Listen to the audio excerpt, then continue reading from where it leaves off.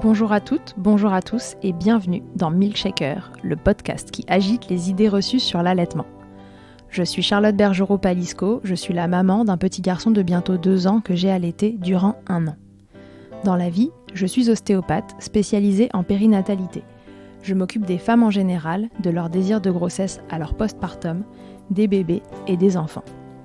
Chaque jour, au cabinet, j'accompagne des mamans et leurs bébés vers un allaitement serein, en libérant les bébés des tensions qui les empêchent de téter correctement. Au fil des consultations, je me suis rendu compte que le principal frein à l'allaitement, c'est le manque d'informations, de partage d'expériences dans une société où l'allaitement n'est pas une norme. Je vous propose donc d'interroger avec moi des mamans et des papas sur leurs expériences, mais aussi de vous informer auprès de professionnels spécialisés en allaitement. Objectif : banaliser l'allaitement sous toutes ses formes, vous le rendre plus accessible, plus facile, et alimenter ce fameux village dont on a tant besoin pour élever un enfant.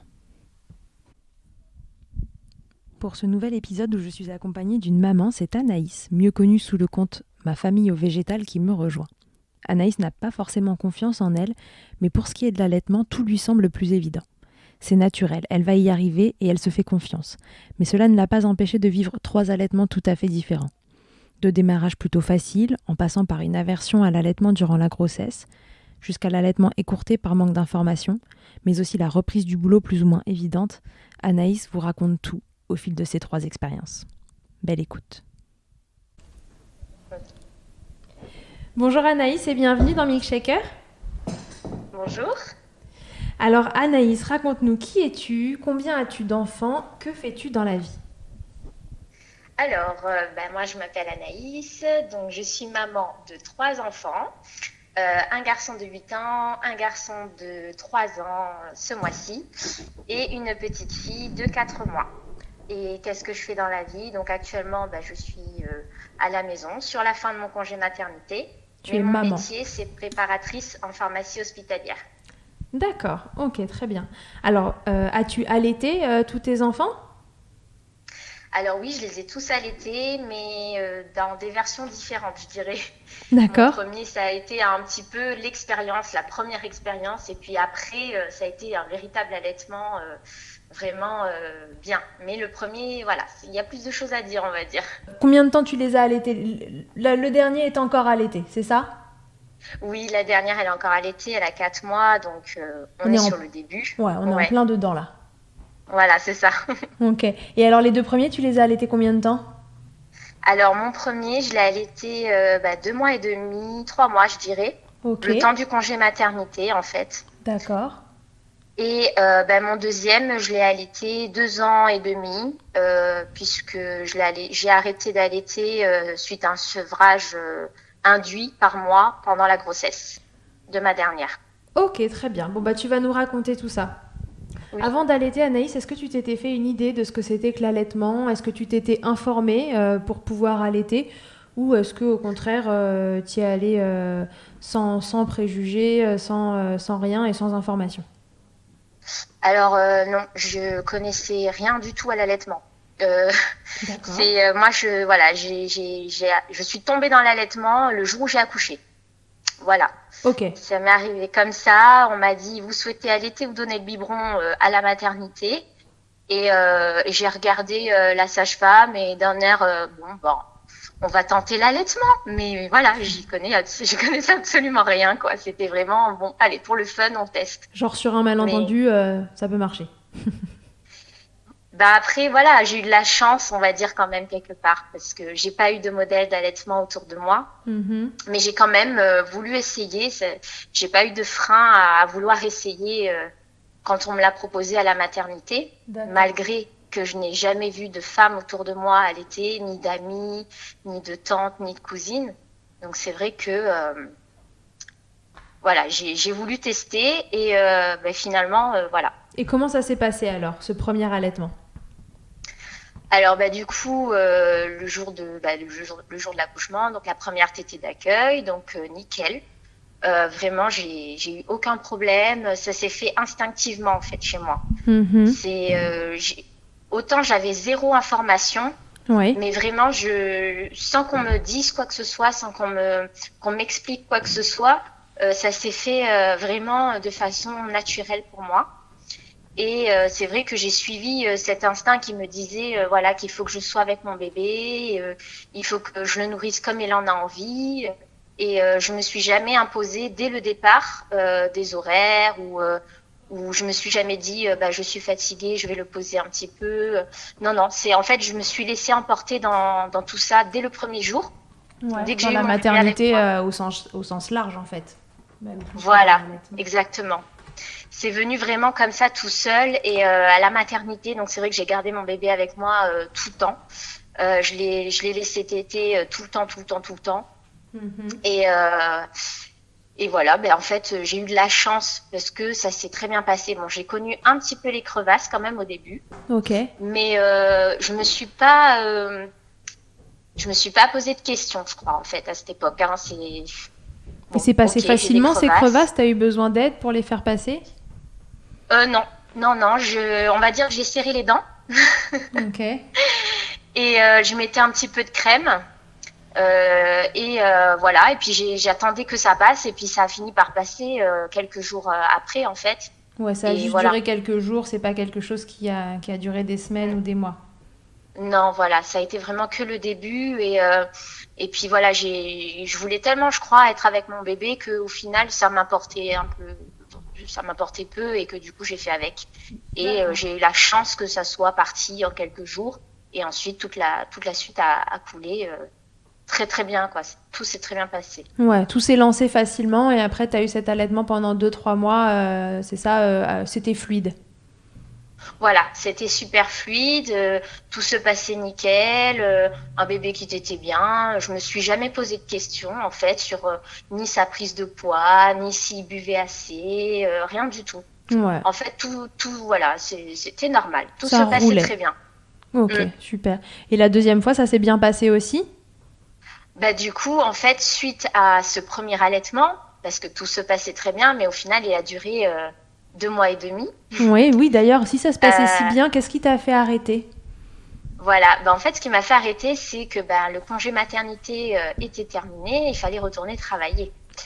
Donc, du coup, je suis partie travailler. Donc, avec les petites infos que j'avais un petit peu, puisque je travaillais en pharmacie, mais j'avais pas grand-chose à ma disposition quand même en tant qu'info, hein. Faut Mhm. dire ce qui est.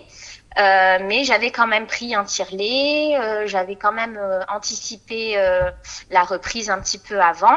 Ouais. Et j'avais déjà prévenu l'assistante maternelle qui allait garder bébé, que je lui donnerais du lait décongelé, etc., pour qu'elle nourrisse bébé en mon absence, etc., etc. Donc tout se passait très bien au tout début, Mhm. sauf que dans mon travail, je faisais de très grandes amplitudes horaires. Donc je travaillais par exemple de 9 heures à 20 heures. D'accord. Et au travail, donc je tirais mon lait une seule fois pendant ma pause. D'accord. Donc, du coup, je tirais mon lait une seule fois pendant ma pause. Donc, ça a été un peu folklore parce que je tirais entre deux cartons euh, accrochés à ma prise, accroupis par terre. Enfin, c'était, voilà. C'était pas dans une salle, c'était pas, j'étais pas à l'abri des regards, non. S'il C'était y pas avait les confort, magasiniers qui quoi. passaient, ils passaient. Parce Je qu'il n'y avait faisais pas d'autres avec. possibilités, en fait? Il n'y avait pas d'eux. Il n'y avait pas d'autres possibilités pour que tu puisses allaiter, pardon, tirer-allaiter un peu plus sereinement? Honnêtement, non, vu comment était agencée la pharmacie. Donc, on était à l'étage et à l'étage, c'est là où on mangeait. Et en fait, là où on mangeait en plein milieu des cartons, de la réserve Oui, et tout d'accord. ça. Donc Donc, c'était l'ambiance classique, autant pour manger voilà, que pour tirer. voilà. Donc, en fait, on était tous habitués à manger comme ça au milieu des cartons. Mhm. Donc, moi, pendant ma pause, c'est naturellement que je m'installais là, dans un coin, à côté de la prise, et que je tirais mon lait, en fait, au milieu des cartons, quoi. Ok. Ouais, donc du coup, tu le faisais une fois dans la journée, mais c'est tout, quoi. Ça suffisait parce que... Voilà, du coup, je le faisais une seule fois. Je mettais dans le frigo qu'on avait à disposition. Et après, je récupérais bébé le soir. Sauf que, du coup, à la fréquence à laquelle je tirais mon lait, je pense qu'avec le recul, ça a peut-être pas suffi. Et Mhm. après, bébé avait aussi des biberons chez l'assistante maternelle. Moi, à l'époque, j'étais pas du tout renseignée. Enfin voilà, il y a eu, je pense, plusieurs couacs qui ont fait que très vite, je me suis dit dans ma tête, bébé n'a pas assez et il faut que ça s'arrête. Alors, je sais pas pourquoi, parce que tout se passait très bien en fait, mais j'ai été conditionnée que bizarrement ça n'allait pas. D'accord. Parce que j'avais un bébé le soir qui quand je rentrais, il tétait, mais il s'énervait un peu, voilà, il était agacé, ça allait pas. Et moi, j'en ai conclu tout de suite que finalement, j'ai plus de lait ou j'ai pas assez de lait ou. Et t'avais l'impression que les quantités que tu tirais pour lui la journée ne lui suffisaient pas? Alors même pas, parce qu'en fait, comme je tirais qu'une seule fois dans la journée, pour le coup, je remplissais quand même pas mal de biberons. Je remplissais deux grands biberons faciles. Mais du fait que je rentrais que le soir vers 20h, 20h30, quand bébé, je le remettais au sein, il s'énervait en fait, il pleurait, il était agacé. Et moi, j'en ai conclu, en plus avec ce qu'on te dit, oui, mais tu sais... voilà, peut-être que ton lait est plus trop assez suffisant. Et au final, avec la reprise du travail, j'étais toute jeune. À l'époque, j'avais 22 ans, j'étais pas renseignée. J'en ai conclu très vite qu'il fallait lui donner quelque chose à ce bébé parce qu'il avait faim, quoi. D'accord. Et avec du recul, aujourd'hui, tu penses que c'était pas ça? Tu penses que c'était différent ce qui s'est passé? Oui, je pense que déjà, j'aurais dû séparer mon temps de tirage. J'aurais pas dû le faire en une seule fois, mais peut-être en deux, comme selon la loi, en fait, une fois le matin, une fois l'après-midi. Ça aurait été peut-être mieux réparti. Et puis, si j'étais renseignée, je pense que je me serais plus battue, en fait, suite à ses pleurs, etc. J'aurais plus cherché. Que là, à l'époque, comme j'y connaissais rien, je me suis vite résignée que voilà, c'était fini. J'avais fait 2 mois et demi, 3 mois, c'est bien. Maintenant, on passe au biberon et puis c'est fini. C'était la faute à l'allaitement si ce bébé était grognon le soir en rentrant. Voilà, c'est ça. Mais ça m'a quand même vraiment fait mal au cœur. Le premier jour où il a pris son premier biberon, je me suis dit, oh là là, c'est vraiment fini, quoi. Ça m'a... Et je pense que c'est ça, en fait, ce petit pincement au cœur que j'ai eu, qui a fait que je me suis renseignée pour mon fils, mon deuxième fils après. Ouais, il y a eu un petit goût d'inachevé sur ce premier allaitement. Voilà, donc tu t'es dit le deuxième ça se passera différemment. Et alors comment ça s'est passé? C'est ça. Alors pour mon deuxième, du coup j'ai quand même réfléchi pendant la grossesse si je voulais allaiter ou pas. Et mon chéri il était motivé, mais si vas-y allaite. Donc c'est quand même lui qui m'a motivée à allaiter. Et je lui disais oui mais je sais pas. Tu sais, toi aussi tu pourrais lui donner des biberons et tout. Enfin je sais pas, j'étais partagée quand même. Et puis finalement, pareil que pour mon premier, le jour de l'accouchement, en fait, la question s'est plus posée. Je voulais mon bébé avec moi, je le voulais contre moi, et puis je voulais l'allaiter. Voilà, la question ne s'est plus posée. Et là, les démarrages ont été plus faciles que la première démarrage tout à fait nickel aussi. Pareil. Même pas de crevasses. Si, quelques petites crevasses, mais comme pour mon premier. Pareil, donc ça va. Voilà, pareil. J'ai un peu serré les dents aussi, mais c'est passé et après on a continué et tout allait très bien. Et en fait, ce qui a fait que je me suis renseignée sur l'allaitement, c'est quand je suis allée à la PMI, il avait 1 semaine pour la peser. Et en fait, la dame que j'ai eue ce jour-là m'a dit, vous l'allaitez toutes les combien d'heures? Et je lui disais, mais en fait, je l'allaite quand il veut. Et là, elle me dit, mais non, il faut que vous arrêtez, c'est toutes les 3 heures, pas plus de 20 minutes. Et si vous continuez, vous allez être en dépression. Ah bon, et comme ça, c'était clair. Ça annonçait un beau futur. Voilà. Et en fait, ce qu'elle m'a dit, ça m'a tellement marquée que quand je suis rentrée à la maison, j'ai pris mon téléphone, j'ai pris Internet, et là, j'ai commencé à éplucher tous les articles que je pouvais sur l'allaitement. D'accord. Parce que je me suis dit, qu'est-ce qu'elle me raconte en fait? Parce que j'avais l'impression. T'avais le pressentiment que c'était pas une bonne info. Voilà, j'avais ce pressentiment qu'en fait, elle me demandait de faire quelque chose qui était contre mon instinct. Et du coup, je me suis dit, mais c'est bizarre. Je sais pas, je le sentais pas bien ce conseil. Et je me suis dit, non, mais il faut que je me renseigne quand même. Et c'est à partir de là que je me suis renseignée. Ok. Et alors, du coup, tu t'étais fixé un objectif sur ce deuxième allaitement, comme temps d'allaitement, vu que la première fois, ça avait été un peu écourté, entre guillemets, malgré toi. Oui. Est-ce que là, tu Oui. t'étais dit, cette fois-ci, je vais allaiter tant de temps?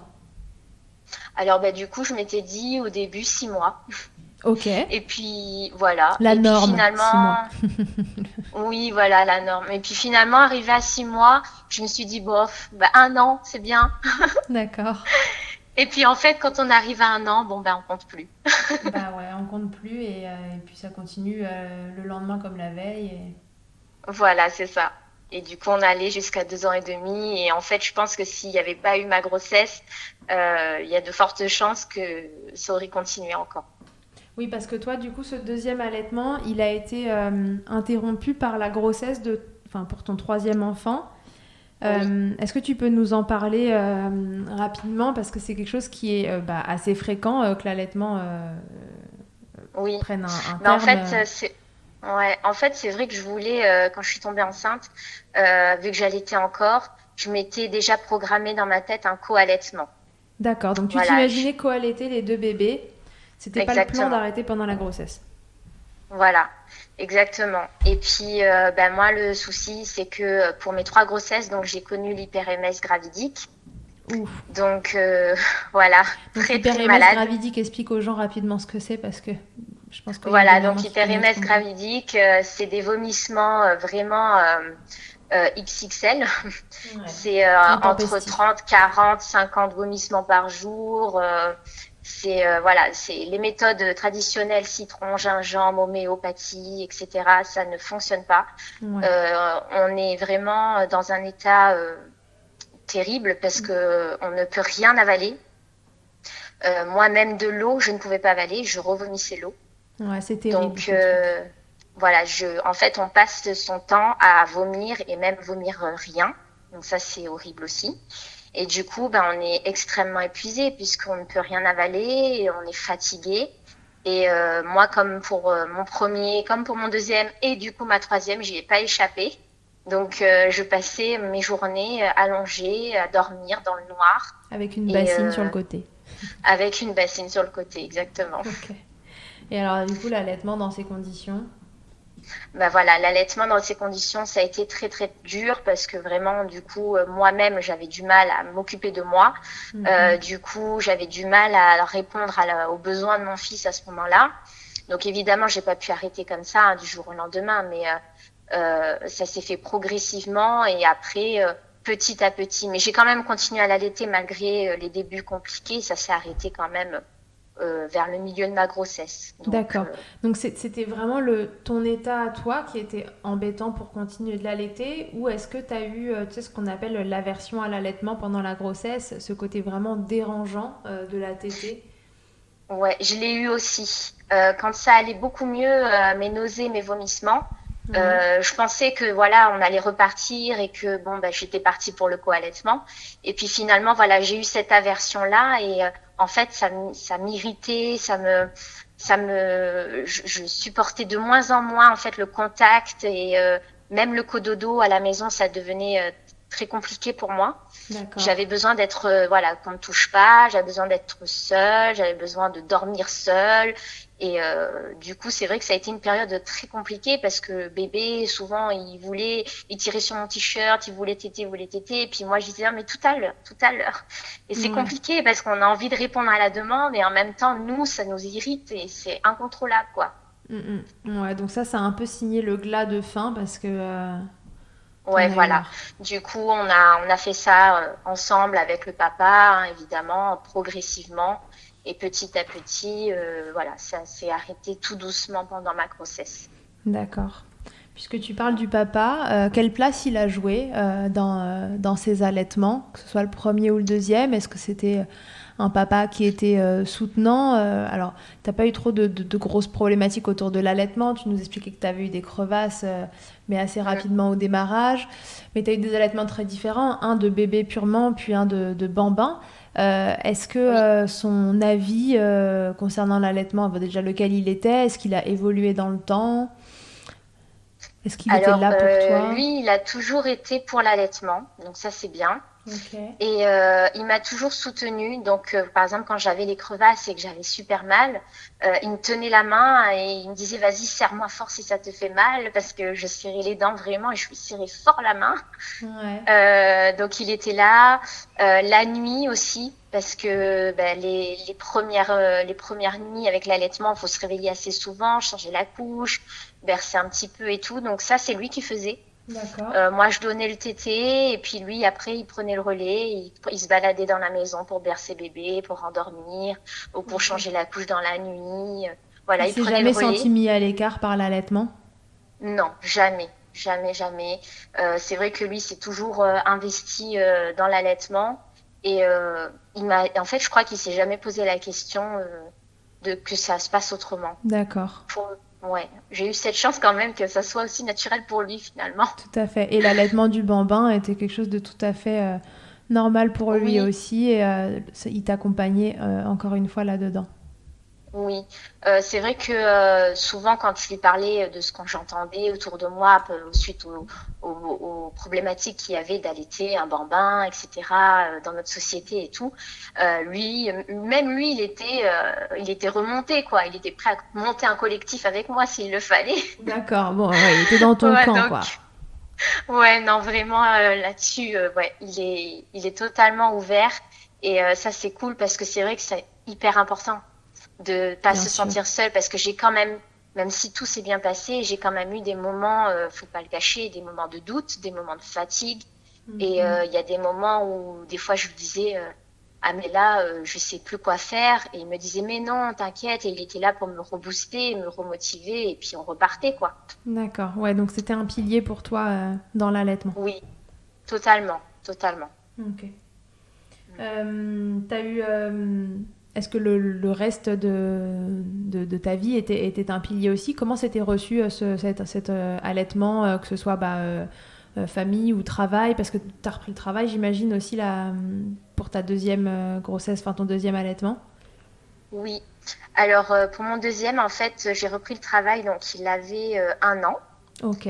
Donc, il était évidemment, du coup, toujours allaité. Mhm. Et donc, moi qui travaille en pharmacie hospitalière, on me proposait un poste pour travailler en chimiothérapie, Ok. donc à la fabrication des poches pour les chimiothérapies. Et du coup, lors de l'entretien, en fait, mon cadre à l'époque m'a posé la question si j'avais pas de soucis de santé, etc. Non, non, non, non. Et puis il me demande, vous allaitez pas? Et je le regarde, je fais, ah ben si. Et là, il me fait, ah bah ça va être problématique. Ah bon, pourquoi? Ah, ça va être problématique. Ah bon? Oh là là, du coup, bon, il m'a dit, bon, on se tient au courant, etc. Donc déjà, moi, ça m'a refroidi. Mais pourquoi c'était Parce que, problématique? Parce que dans tout ce que tu allais manipuler, il y avait un problème par rapport à toi et à ta production de lait, ou parce que c'était problématique parce que tu allais devoir prendre du temps pour allaiter?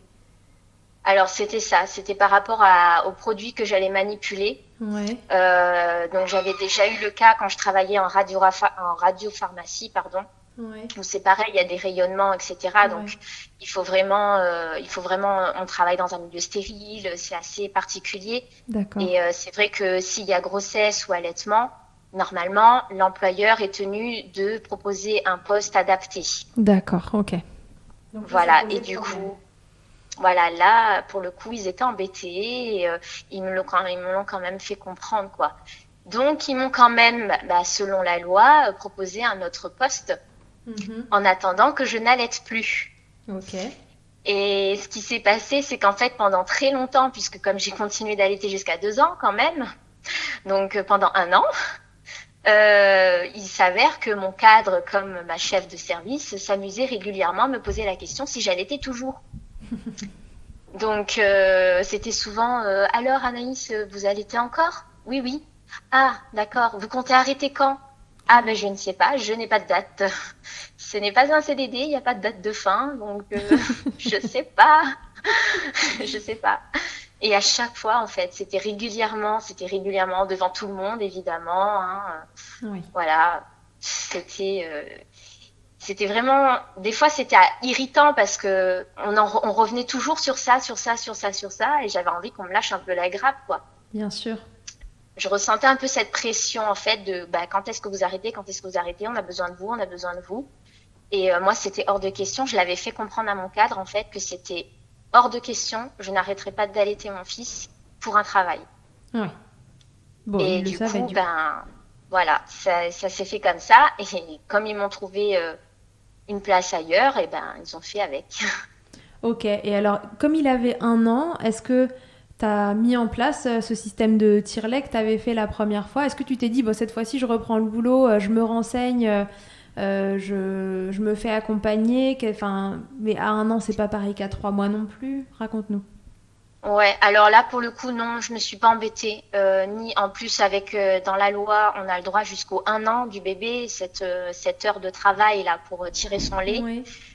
Donc là, il avait 1 an. Donc déjà, je me suis dit, bon, s'il faut encore que je me batte pour obtenir un temps de tirage et tout. Donc je me suis pas embêtée en fait. Il avait 1 an, il mangeait comme nous. Du coup, en fait, ce qui s'est passé, c'est que je l'allaitais le matin avant de partir au boulot. Et puis le soir en rentrant, et puis généralement la nuit, quand il avait besoin dans la nuit. D'accord, donc il n'y Et a pas eu de logistique à mettre en place. C'était simplement que non, le poste qu'il voulait te donner n'était pas adapté pour une maman exactement. allaitante. Voilà, c'est ça, exactement. Mais en soi, à la maison, moi, j'avais rien changé en fait, et je n'avais pas non plus pris mes dispositions particulières puisque la journée, mon fils n'avait rien de plus. Il avait son repas classique chez la nounou, et puis voilà, Ouais. ça s'arrêtait à là. Oui, à 1 an, ça lui convenait bien. Voilà, c'est ça. Super, donc Mm. reprise du boulot. Et puis après, là, du coup, la troisième, c'est une fille, hein. La troisième, Ouais. oui. La troisième, du coup, comment il a démarré cet allaitement? Ça se passe bien? Ah ben nickel. Là, pour le coup, en plus, je suis plus que renseignée. Donc, s'il y a le moindre petit truc, je pense que je vais aller fouiner et je saurai où trouver les infos. C'est l'avantage avec l'expérience. Voilà. Mais non, ça se passe très bien. Ça se passe très bien. Ça a démarré très bien. En plus, pour elle, j'ai connu les coquillages d'allaitement que je ne connaissais pas pour mes anciens allaitements. Donc, mes petites crevasses que j'ai eues au tout début, là, c'est encore plus rikiki. D'accord. Donc, Et puis avec les coquillages, ça passait tout de suite. On rappelle ce que c'est, oui, les petits coquillages. Les coquillages d'allaitement, c'est vraiment un coquillage qui est poli par une entreprise. Et le nacre, en fait, permet une cicatrisation du mamelon en milieu humide, en fait. Donc on met un peu de lait ou de colostrum au tout départ dans le coquillage, vous calez ça sur vos mamelons, et c'est vrai que ça cicatrise vachement plus vite, quoi. Et en plus, ça a un exactement. effet un peu froid qui n'est Ouais, pas désagréable quand vous avez les seins en feu au démarrage. c'est exactement ça. Ça a vraiment été ma découverte pour cette grossesse et je regrette pas du tout parce que ça a été vraiment super. Ok. Vraiment, vraiment. Mm. Bon, et puis Et là, du tout coup, roule. 4 mois, bébé à fond, ça t'aide bien. oui, voilà. Là, on suit le rythme de bébé, on profite. Voilà. Je compte rester à la maison encore un petit peu. Donc, pour l'instant, on se pose pas de questions et on laisse couler, quoi. Il y a un objectif cette fois de temps?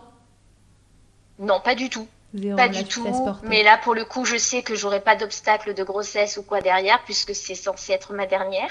Ouais. Donc, voilà, je me laisse le temps. Et puis après, on verra, sevrage naturel ou pas, parce que je sais qu'à un certain stade, des fois, on n'a plus envie. Mhm. Voilà, et puis on verra. Ouais, donc Je tu te laisses pense. guider par la vie et tu verras ce que ça donne sur le moment. Voilà, exactement. Et on n'en a pas parlé parce que le sevrage du coup du deuxième a dû être un petit peu touchy au milieu de la grossesse, alors que toi t'imaginais un co-allaitement. Comment lui il l'a vécu? Ça a été un petit peu compliqué parce que il comprenait pas forcément Mm. pourquoi. Déjà, il comprenait pas pourquoi maman était si malade, Oui. pourquoi maman pouvait plus porter. Voilà, il y a eu plein de choses. Oui, parce Et que en c'est pas plus, que maman l'allaitement qui se joue. Mm. ouais, et en plus le fait que voilà, j'étais moins ouverte à ce qu'il tète quand il veut. Donc je lui disais OK pour téter, mais un petit peu le soir, un petit peu le matin, mais la journée, je lui disais bon là, on essaye d'attendre un peu quoi. Donc c'est vrai que lui des fois au début, il avait du mal. Mhm. Et comme j'ai dit en fait, ça s'est fait vraiment petit à petit avec le papa qui Ouais. prenait souvent le relais à ce moment-là et en fait il l'emmenait faire autre chose pour voilà le faire oublier un peu et il passait à autre chose et la journée passait comme ça et voilà. Ou sinon la journée il était chez la nounou, il s'occupait donc bon. C'était vraiment le soir quand il me retrouvait, c'est vrai qu'il voulait sa tétée de retrouvailles. Donc généralement j'essayais de quand même proposer de temps en temps de le laisser faire sa tétée de retrouvailles, mais à un certain stade on a essayé de décaler au maximum et ça s'est fait voilà petit à petit en supprimant une fois, puis 2 fois, puis 3 fois, etc. etc. Ouais, t'as essayé de faire ça en douceur. Oui. J'ai même pas de date en tête de quand ça s'est arrêté, puisque en fait ça s'est fait tellement petit à petit que je sais même pas quand ça s'est arrêté exactement. Ouais, tu te souviens pas de la dernière fois où il a tété? Non, du tout. Ok. Alors Anaïs, si tu devais donner un conseil aux mamans qui nous écoutent et qui veulent allaiter, qui bon voilà, soit ne savent pas quoi en penser, quel conseil tu donnerais à une maman qui est intéressée par l'allaitement?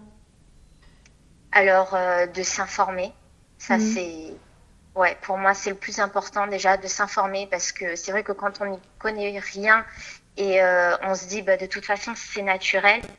Oui, c'est naturel, mais c'est pas forcément inné en fait. Ça s'apprend mine de rien, c'est quelque chose qui se transmet aussi. Donc malheureusement maintenant on a de moins en moins de transmission de nos mères, de nos tantes, etc. Donc si on n'a pas cette transmission, il faut aller chercher l'information quoi. D'accord. Donc voilà, de s'informer et puis d'être entouré. Et toi, t'es allée la chercher où l'information au moment où t'as voulu te renseigner? Alors la base déjà Internet, ça c'est clair. La Lecture League. Ouais. Ensuite j'ai pris des livres comme le manuel très illustré de l'allaitement. Bien sûr. Ah oui, ça je l'ai pris, c'était ma Bible pendant longtemps, il était au bord du lit. Voilà, et puis oui, je lisais beaucoup d'articles de blog, et puis Instagram aussi m'a beaucoup aidé, les expériences des autres mamans que j'ai rencontrées. On était en plus, les mamans que j'ai rencontrées à cette époque-là, on était plus ou moins dans le même stade. D'accord. Donc du coup, on a des enfants à peu près du même âge.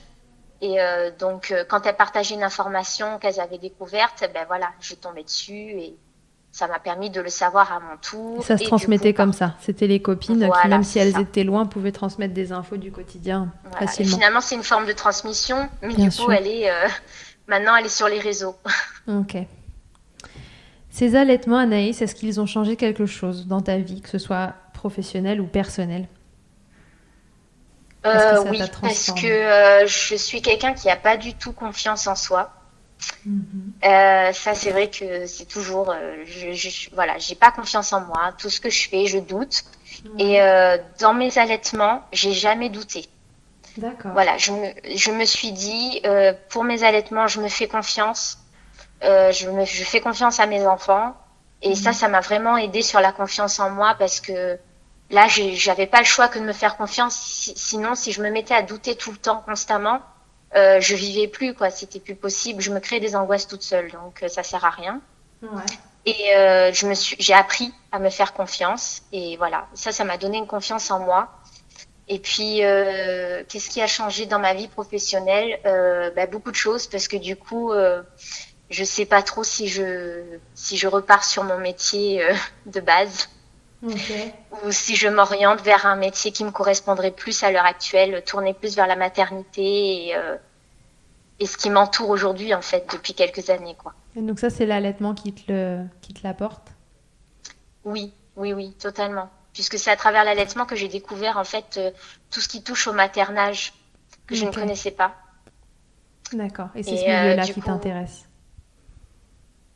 Ouais, voilà. Ok. Super. Merci Anaïs. Je t'en prie. C'est pas fini, tu n'y couperas pas. Il y a l'interview Fast Milk avant de se quitter. Oui. Je vais te demander Anaïs, quelle est ta tétée la plus insolite? La plus insolite. Insolite? Wow.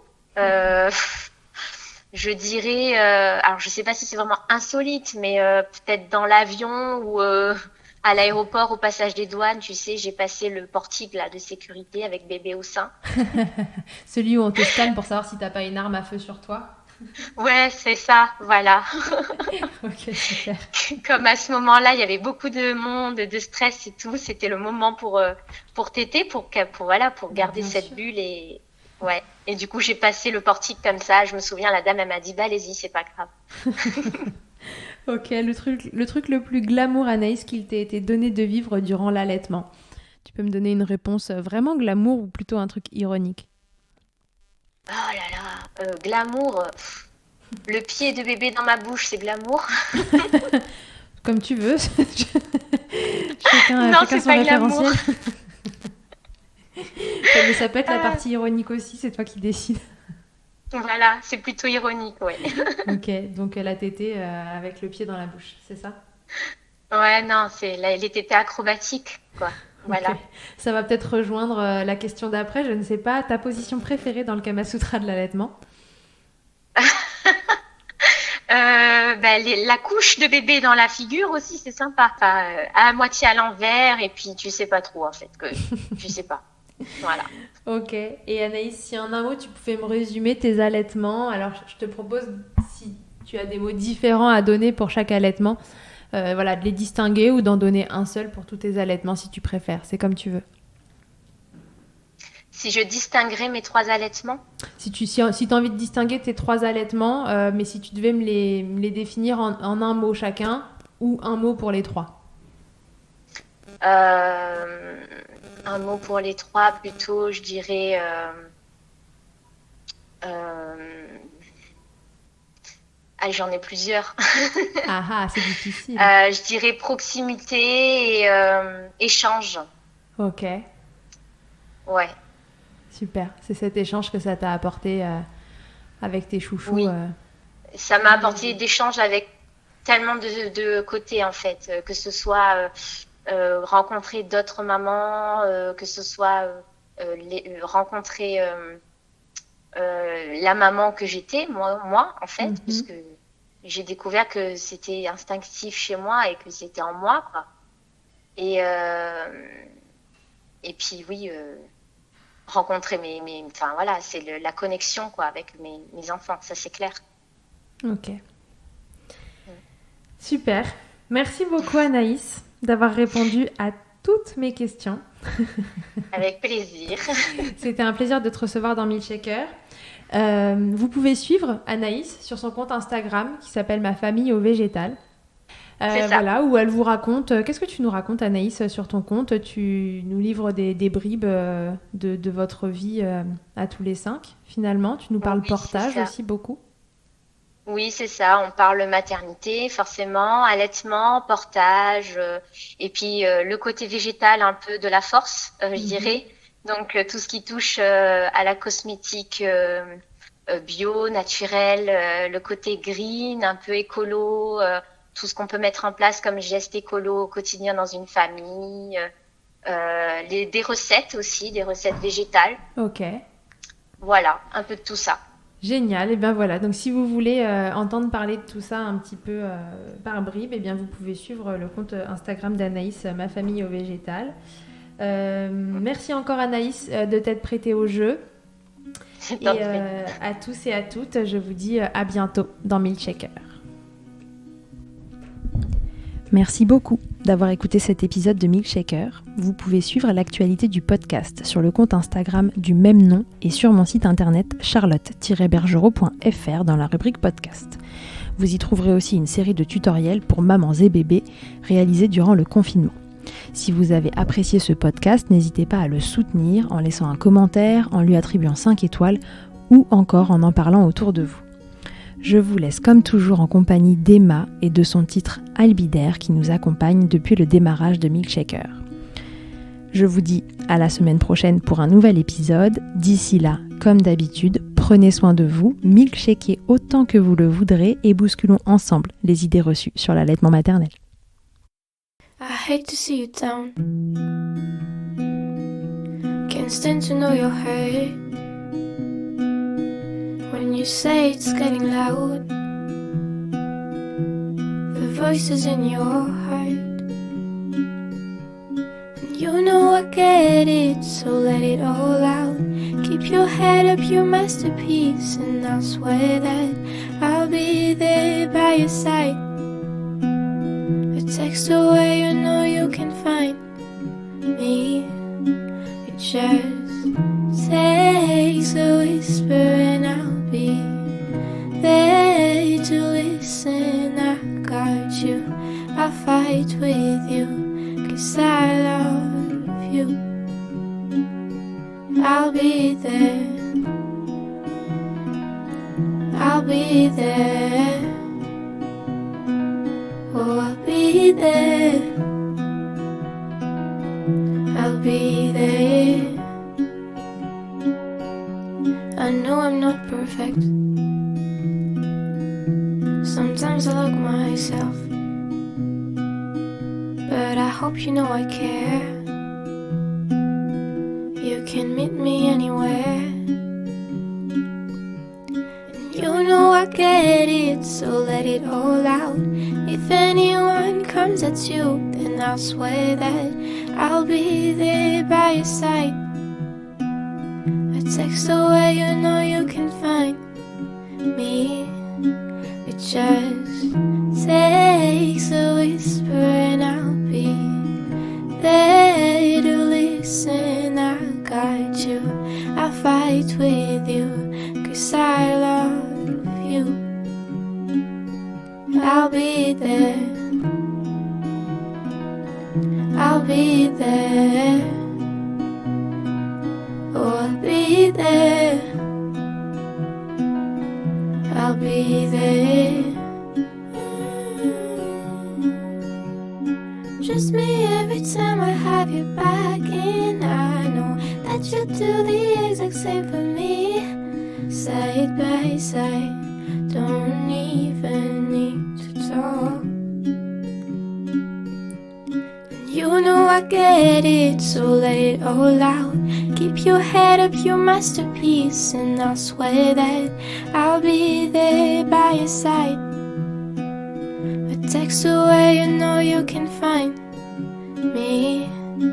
It just takes a whisper and I'll be there to listen. I got you, I'll fight with you, 'cause I love you. I'll be there, I'll be there, so I'll be there, I'll be there.